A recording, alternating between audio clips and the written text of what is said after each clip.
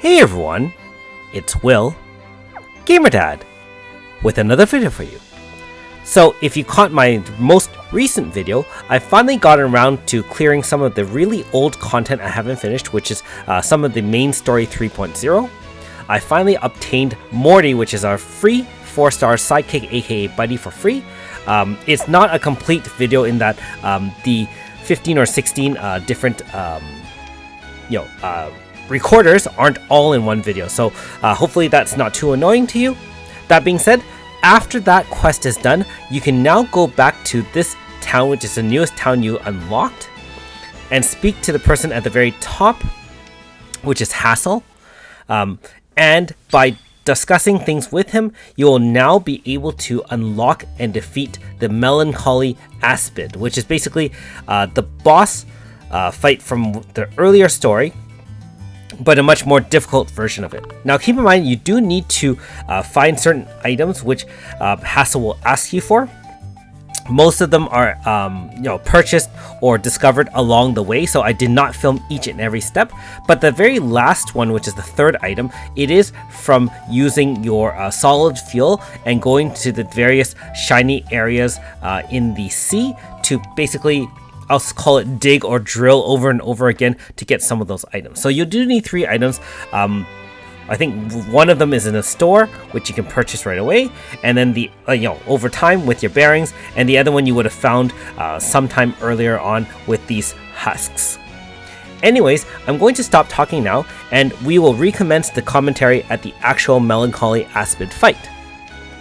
Thanks for watching, and we'll see you in a little bit later on in this video.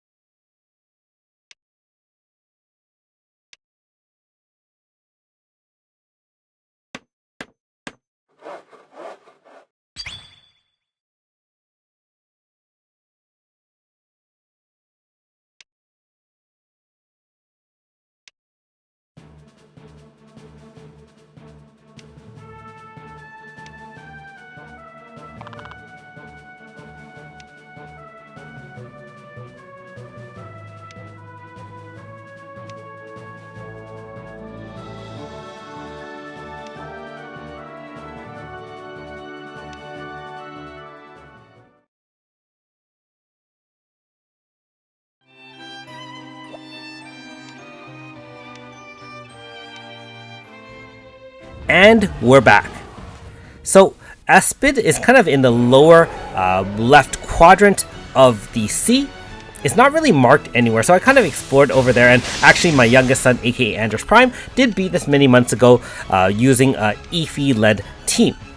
Now in this case, you know that my previous bounty hunts, the most recent videos, all featured a win team and Sesta, as well as my waifu Suzette.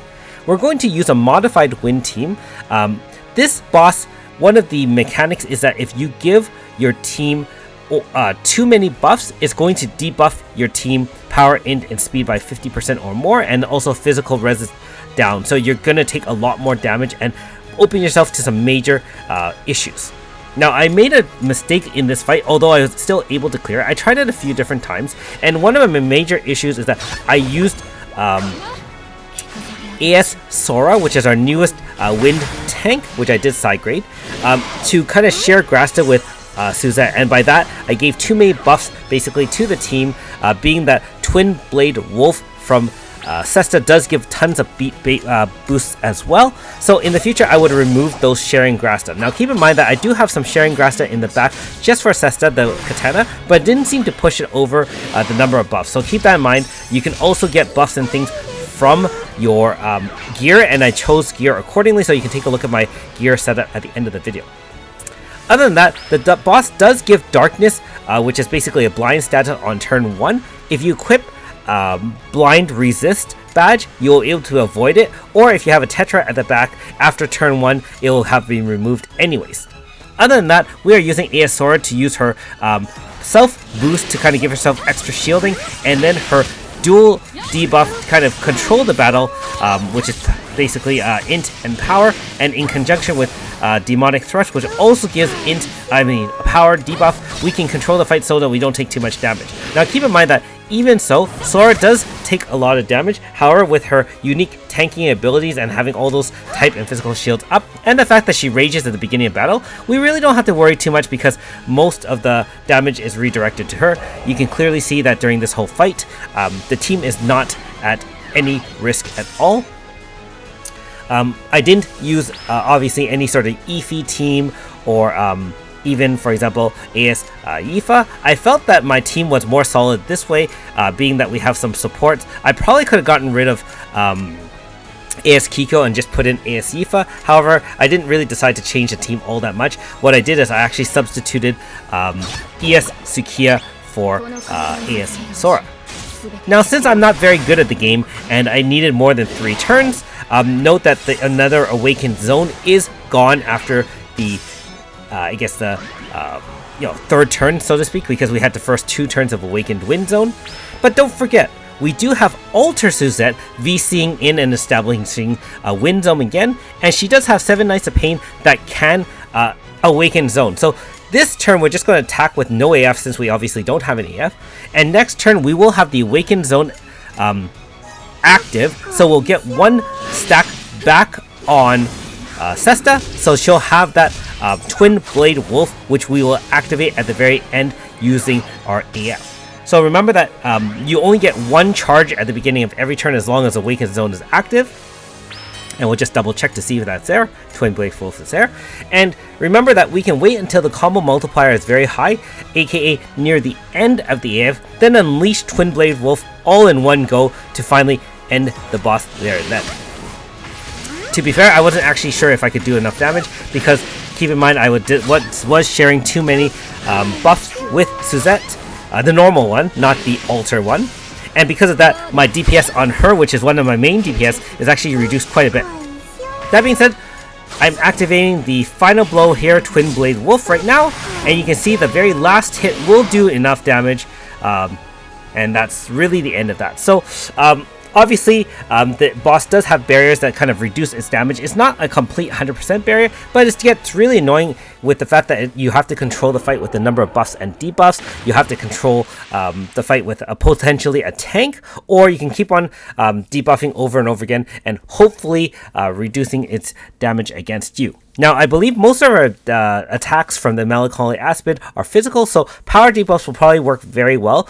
My son actually used a combination of Efi plus normal style Zami, and I think that power 60% down plus the triple debuff from Rosa Lilac was able to control the fight. Not to mention, you have zombies everywhere with blood contract allowing you to not die. So I'm sure there are a multitude of teams this is probably one of the more recent clears that feature Sesta, because anyone who is really good at the game already cleared it with a multitude of different teams, either with Melancholy or Eevee or anything like that. So I do apologize again for the kind of lame clear, but hopefully those who have not cleared it find this video helpful in using an all-wind team with our newest tank for my team anyways, Aesora, in order to win the fight outright.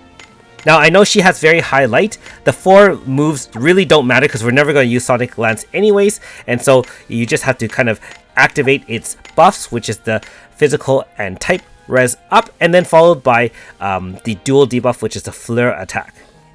After that, make sure you return back to Hassel, talk to him, and he'll give you a specialized gear for your sidekick, aka Buddy. Anyways, thanks for watching. We'll see you next time.